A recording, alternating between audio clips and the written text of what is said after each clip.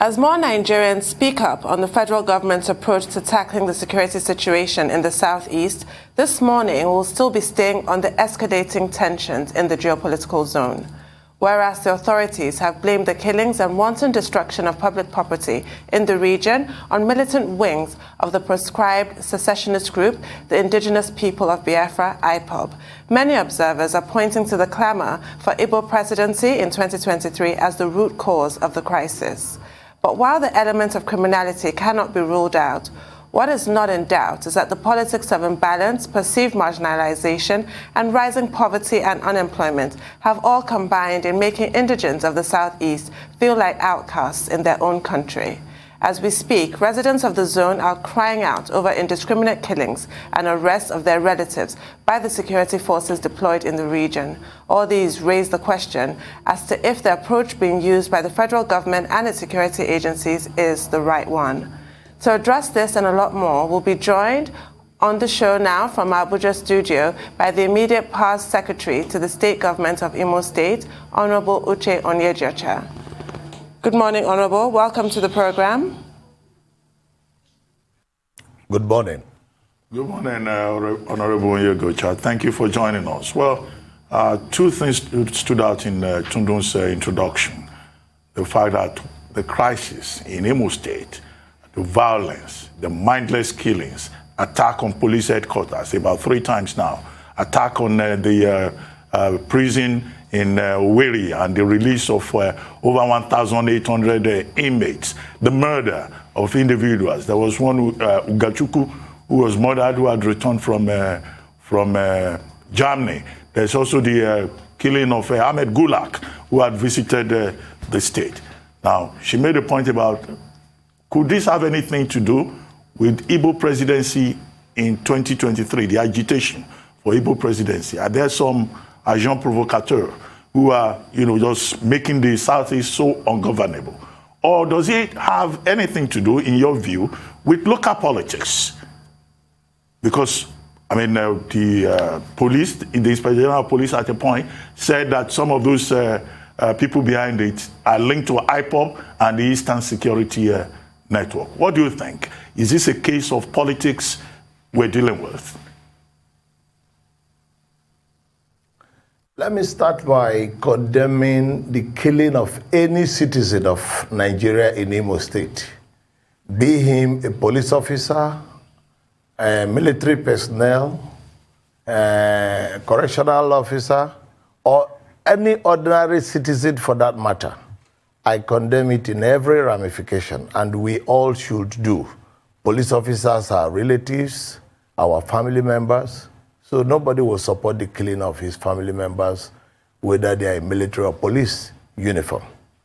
I also condemn the attack on the Correctional Prison Services Office and the release of the people.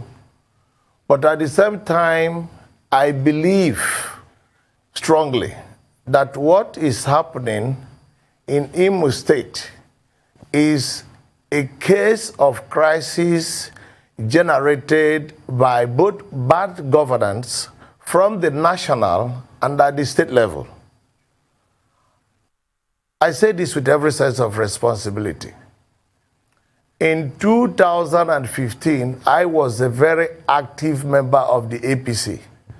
I was a senatorial candidate for APC when President Buhari ran for president in 2015. I was a fanatic of Buhari. And I am saying that I do not think that the reason we gave him all that support in 2015 was to have a situation where we will be excluded from his government in the spirit of his so-called 95% and the 5%. One expected that the president should have been statesman enough to appreciate that every section of the country worked very hard to ensure that he got elected as president and embrace all. But unfortunately, Mr. President failed in that direction. I was also a member of the Action Congress and Action Congress of Nigeria. I traveled across the length and breadth of this country with Lai Mohammed when we campaigned against PDP vigorously. We risked our lives. And today, when I listen to Lai Mohammed, he is sounding like the ministers of information under the PDP administration who we criticized. So the whole situation you find happening in Imo State is a failure of leadership at the national level and a failure of leadership at the state level. Whether we like it or not, there is a total breakdown of leadership in Imo State. We must learn to consult. We must learn to speak to the people. There is so much injustice in the land. There is so much poverty. There are agitations for self-determination. And there is a deliberate decision to refuse to respect rule of law in Nigeria, both at the state and at the federal level. A combination of all of this is what has brought Imo State to the sorry state we have found it today. I'd like to take you back a little bit for a moment here. You mentioned a sense of exclusion. Now, that sense of exclusion is often referred to, but for the benefit of our viewers who have heard this reference but are not actually sure of concrete examples, I'd like you to explore that. And that reference that you also made about the 95% and the 5%, I imagine is a reference to that infamous quote from President Buhari saying that he will serve those who voted for him a lot more than those who did not. That was in the 2015 elections. But in the 2019 elections, he did make considerable inroads into the Southeast and actually doubled the number of votes from the 2015 elections, even with Peter Obi on the ballot of PDP. And yet, the Southeast remains underserved. I'd like you to give concrete examples of what that looks like to you. Well, on a very simple and straightforward analysis, you can see the first citizen in the country is Mr. President. The number 2 is the Vice President. The number 3 is the Senate President. Number 4 is the Speaker. Number 5 is the CJN. None of this is an Igbo man. Now, you go to the other level. In which area has Mr. President ever bothered to try to show inclusiveness in his government? These are what has fueled the agitation for self-determination. Now, on the other hand, the APC, of which I was a member up till the time I left, had promised restructuring, has promised that they will deal with all these issues. But suddenly, they don't have the courage to even discuss it. What is the difficulty in getting people to sit down and discuss it? What does it take for Mr. President to go down to Enugu and have a meeting with genuine Igbo leaders? I believe that part of the way forward is that we must begin to talk to one another as equals. There is this arrogance in government for people to think, well, because you're holding the power today, you can afford to bully anybody. But power is transient. Tomorrow, it's no longer be in your control. Each time I argue for people to sit down and talk, a lot of people quarrel with it. But let me ask you, is there any way the Buhari government can be as powerful as the United States government? But today, the US government is discussing with the Taliban. The Taliban has killed more US soldiers than you can talk about. Yet, the US is still talking with the Taliban. If the US can speak with the Taliban, the Nigerian government, led by President Buhari, must come down and discuss with the people. Senator Hope Uzodinma must stop threatening, come down and discuss with the people. President Buhari, Yaradua did it. President Obasanjo did it. When they had challenges of this nature coming from the Niger Delta militants, they came down from the high horse as presidents of Nigeria and moved in to invite the genuine leaders who had access to these people and started speaking with them. And at the end of the day, they were able to achieve reasonable peace to allow them space to govern the people. If you listen to the news regularly, you will notice the opinion being expressed by Senator Wamako of Sokoto State, where he was lambasting and lampooning southeastern leaders. And what is his quarrel? That a truck that lost control in Akwata Junction killed standbys and wounded many. And the people, out of anger, set the truck with the cows inside them ablaze. Senator Wamako, without bothering to investigate, took it for granted that any truck carrying cows belongs to people from the north.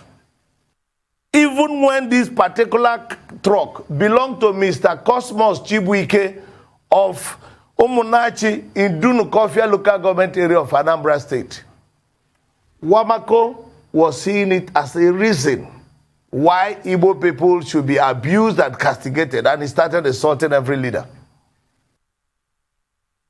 Even when the cow and the truck belonged to an Igbo man, an Anambra man. I would therefore call for caution, because that is the only way to go. Let no group or let no people take it for granted that they can bully any other person to total submission. It is not as simple as we think. The Nigerian Constitution, and I'm sure so many people have never bothered to read through it,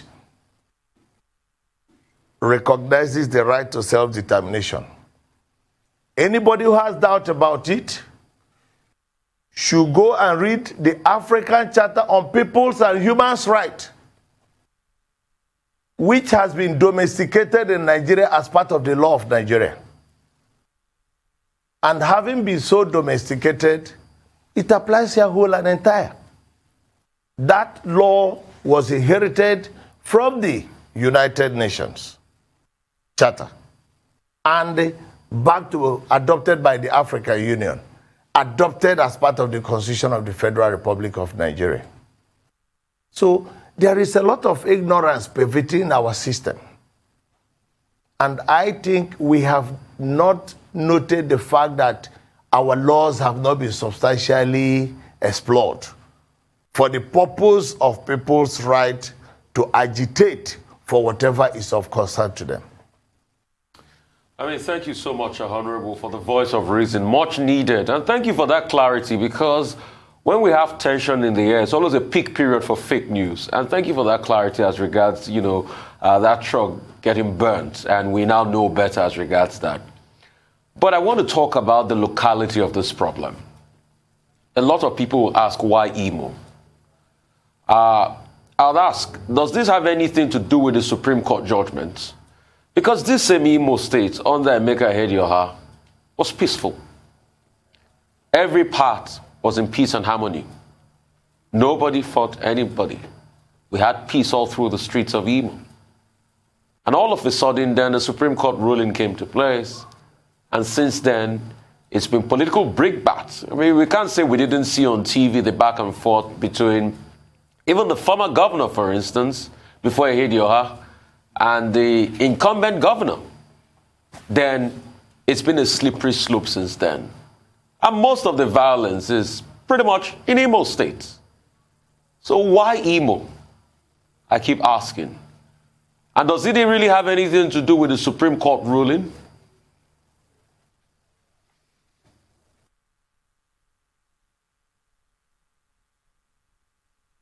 Did you hear me, sir? Okay, you couldn't hear me. If you can... Okay, I'm just asking. I say, why Imo?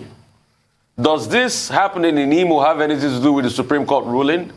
A lot have argued that under Ihedioha, things moved smoothly. But all of a sudden, the Supreme Court ruling, and Imo has gone, turned into a war zone. Why Imo? Is there local politics at play here? Okay, I think we'll go on a quick break. We'll come back.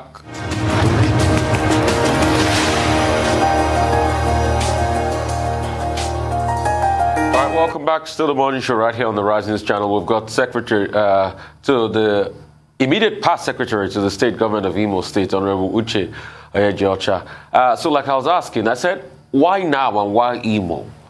Does it have anything to do with the local politics? Does it have anything to do with the Supreme Court ruling? A lot of people have argued that under Onyeagocha, everything went smoothly. We didn't have any fight. It was peaceful. I mean, a lot of people will go on vacation in Imo. But all of a sudden, the Supreme Court ruling and everything has gone through this slippery slope. Imo is in an abyss now that a lot of people pray to get out of quickly. Is there anything about this local politics that we don't know? Well, I have answered you already. I say it's a combination of all the factors you have mentioned, plus exclusion at the center. I mean, expatiate on it. What do you mean combination of all the factors? Break it down for me. That's quite nebulous, sir. Well, there's nothing to break down. I say it's a case of injustice. Injustice That people are reacting to. I do not know which particular one of them that is leading to the agitation, but I know the people have been angry and they have been protesting for a long time. If you notice, the pensioners have been protesting since we left office. The workers have been protesting. There have been loads and loads of protests. And when a lot of these peaceful protests are quelled violently or without proper response, people may react in other ways that may not be civil. Who are the we? When you say since we left office, who are the we here? Which administration are we talking of? No, well, if I say we, I say since the Onyeagocha administration was kicked out by the Supreme Court, there have been several protests by several groups in the state. Pensioners, workers, and members of the civil society in all hues and cries. Well, see, let's rephrase the question this way. Now, the governor, Opus Odimma, has been on record saying that certain elements within the ruling APC, the All Progressives Congress, are behind the spate of insecurity in the state, in addition to aggrieved members of the People's Democratic Party. In other words, he blames the opposition. He also blames people within his own party. What's your reaction to that narrative? Because he says that, look, there are some political leaders who are promoting the violence within the state. And you have been in that state. You've been secretary to the state government. Do you have any information in this regard? Not at all, but I want to say categorically that the PDP as an opposition political party in Imo State is not in any way involved in the violence in Imo State. Rather, you may say that, for example, the case of Gulag, I have said without doubt that this is APC on APC violence. Because we know the history of how it all culminated. One, Gulag was sent to Imo State to come and conduct the governorship primaries. We all have stories of how he took off with the result sheet, went to Abuja in collusion with Oshomole, they concocted their result. The rest of it is history. They have their issues among themselves. What has PDP got to do with it? What is our interest? If APC are fighting against APC in Imo State, do you know to what extent they can go? Because they are the ones holding power, and they are holding the reins of power. So it is their problem, it's their call. But our pain is that they are allowing it to affect the people of Imo State. They are allowing it to affect the Owerri residents, which is not fair. And then let us also face it. His Excellency, the governor, is from Oru East local government area. A lot of the crisis he has started from his federal constituency, which is made up of Oru East, Oru West, and Olu local government. The first time he invited and Osu local government. The first time he invited the military to come, He invited them to come to Osun local government, which is his federal constituency. The people who were killed in the first instance were from Oru East. So it is their issues. PDP has nothing to do with it. We have nothing to do with any of these militant bandit groups.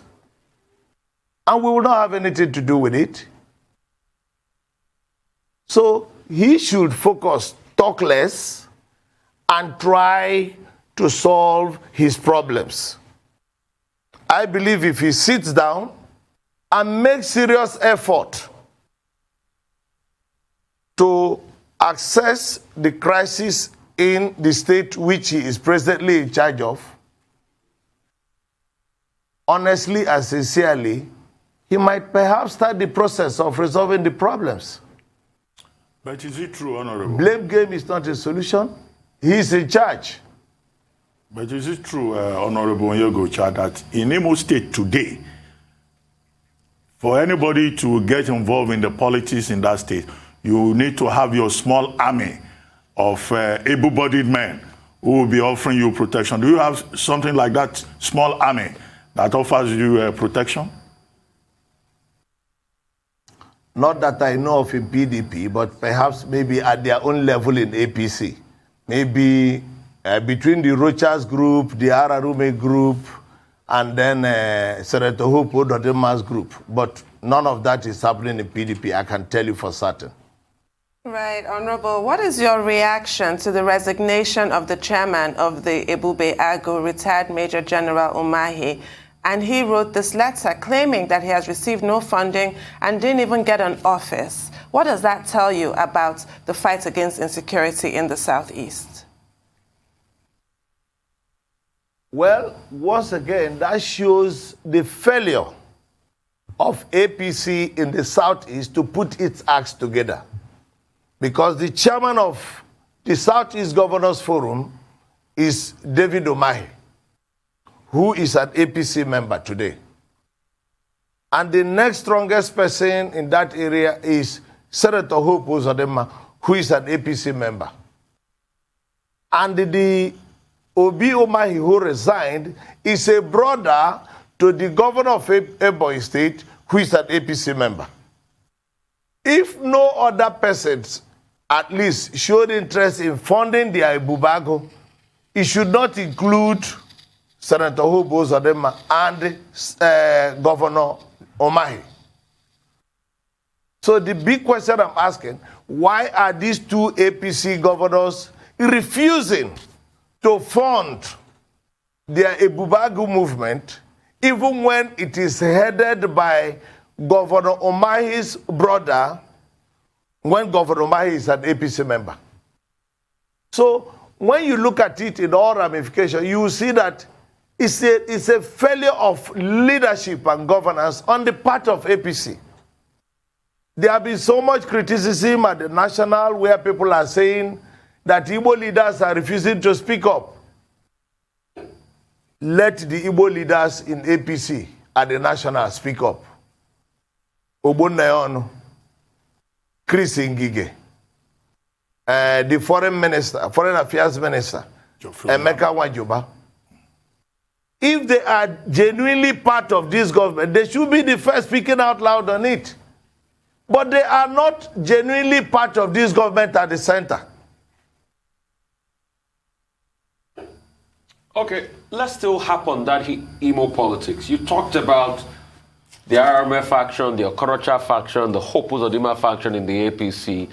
You said the APC should look inwards as regards who killed Gulak. I want to go one step further. What is it that your governor, Ihedi Oha, did do during his time that Hope Uzodinma can learn from? Because you see, all these factions were evident there while Ihedi Oha was there. But we had peace in the states because we want peace. So what is it that Ihedi Oha did do that we can all learn from in all of this, despite the warring different factions, the Ararume and Rochas and other factions? For a start, Ihedi Oha provided a listening ear to every section of the state. For a start, Onyeagocha's government was inclusive and allowed participation of people even in the opposition political parties that fought against him. Onyeagocha's government was open and broad-minded, and you could get your message across to Onyeagocha no matter how late it is in the day. And I want to give you a practical example. With the approval and permission of Onyeagocha, when there was to be a big crisis in Egbema local government, between herdsmen and the Egbema community, we had an urgent security meeting with all the military leaders and the security agencies in the state, inclusive of the Miyetti Allah leadership, the herdsmen leadership, and Egbema community leaders. The meeting took place in my office. When we finished that, we went through some other informal means and had deep-rooted meetings.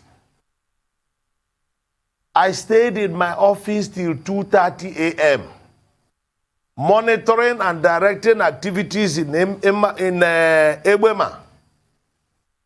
With Fulani herdsmen in my office, Miyetti Allah leaders can testify to this. They were in my office.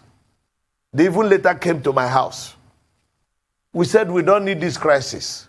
We're a new regime. We kept talking to each group. Leadership is about consolidation. I have said it before. Leadership is also about gathering intelligence. Leadership is not about threatening. You will arrest Uche Onyeagocha, you will detain and make it, you get SSS to bully anybody. It doesn't solve your problem. If leadership is about bullying, America would have had their way in everything. This arrogance of poverty of power must stop. Calm down from your high horse. Get back to the people. Talk to them. Even if they are people you do not like their faces. When I was a lawyer to the Niger Delta militants, I was not a member of PDP. I was actually a member of opposition. And it did not stop President Yar'Adua from inviting me over. And I helped to bring the militants to Abuja. And we were flown in a presidential jet. Imagine the president of the Federal Republic of Nigeria at that time, Yar'Adua, with all the powers he had, making a presidential jet available for me as a lawyer and some leaders of the Niger Delta militants to come to Abuja for discussion. We were lodged in the presidential suite in the Hilton. There's nothing stopping him from arresting all of us, shooting all of us, and killing off everybody. But he didn't do it. So all this talk about I will crush everybody, I'll destroy everybody, it doesn't help in governance. Hope Uzodinma should come down and meet with genuine leaders of the people. Mr. President Muhammad Buhari must come down and meet with the genuine leaders of the people and discuss the real issues. We are not talking about political contractors. There are many political contractors. They won't even allow you to discuss. They will be the first to arrive. But if you want to talk to genuine people, genuine leaders of the people, you can engage them. But I also want to suggest there is nothing stopping the genuine leaders of the people from meeting. I have read the statement of the Northern Elders Forum, signed by Hakim Baba Ahmed. There is nothing stopping Northern Elders Forum, Arewa Consultative Forum, Ohaneze Ndi Igbo, Afenifere, the leaders of the different ethnic groups in Nigeria, from sitting down together and begin the process of talking, if the government is refusing to organize them. We know that there is so much injustice in our system, and that the government is showing serious sensitivity to it. And that is why there is crisis all over the country. It is not a Southeast thing. Southeast is just a yesterday matter. No 3 days passes in Nigeria without at least close to 100 people being killed. When a government is no longer able to protect lives and property of their citizenship, of their citizens, then definitely that government has a challenge. And they cannot continue to pretend that it is very much in charge. Okay, Senator Onyeagocha. So I believe that the leadership can talk with the citizens. Well, Honorable, yes, I'm sure not many people will argue with you on that score. But earlier on, you referred to Senator Aliyu Wamako and the statement that he issued, where he referred to a truckload of cows set ablaze somewhere in Anambra State. But in that statement, he also talked about a truckload of onions being taken from the north to the south, to the southeast, and that also was set ablaze. You recall that the National Association of Union Sellers, in fact, issued a press statement saying that they will no longer bring truckloads of onions to the south anymore.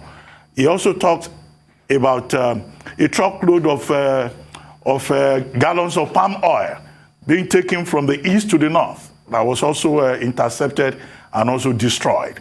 So, but the main point that I think Senator Aliyu Wamako was making is that leaders in the southeast, that they are complicit in the crisis in the southeast, and that they are turning deaf ear to the attacks on people from the north.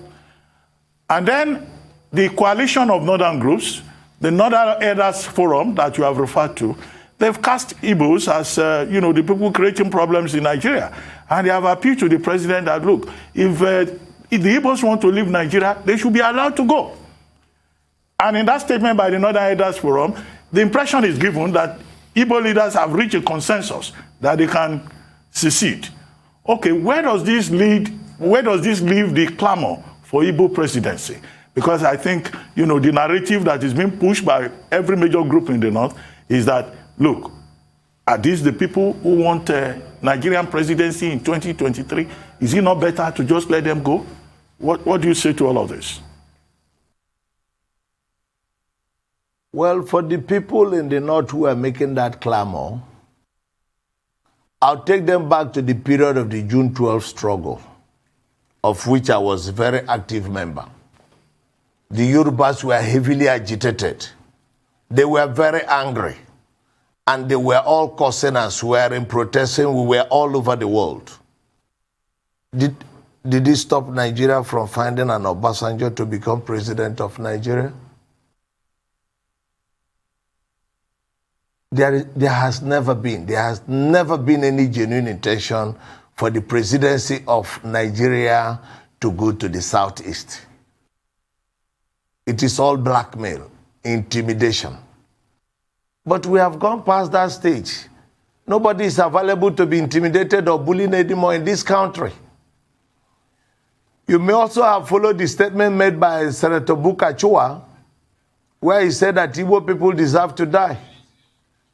He's entitled to his right to freedom of expression, but how is he going to enforce the dying wish which he desired for Igbo people?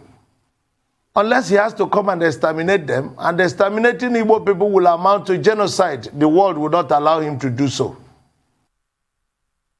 So I insist, stop casting aspersion on Igbo leaders for saying nothing. Even when they say something, you will not want to listen to them. The ones with you in APC, have you carried them along? Are they feeling that they are genuine partners in the APC government? The share of the cake you have given to them, is it their genuine share? When people are excluded and you give them peanuts, and you expect that you are carrying them along, and at such a time as this, you suddenly expect them to perform magic. Based on what? And when you make that assertion, I ask you, has Bola Ahmed Tinubu been speaking out since the Oduduwa Republic agitation started in the southwest? Why has Tinubu suddenly lost his voice? Who has been attacking Tinubu for refusing to express himself on the matter? So I think we have to be honest to ourselves. the attitude of the leadership of APC to the Igbo people in Nigeria, the exclusion attitude, the attitude of bullying and subjugation, is not acceptable to the Igbo people. And the Igbo people are reacting to it.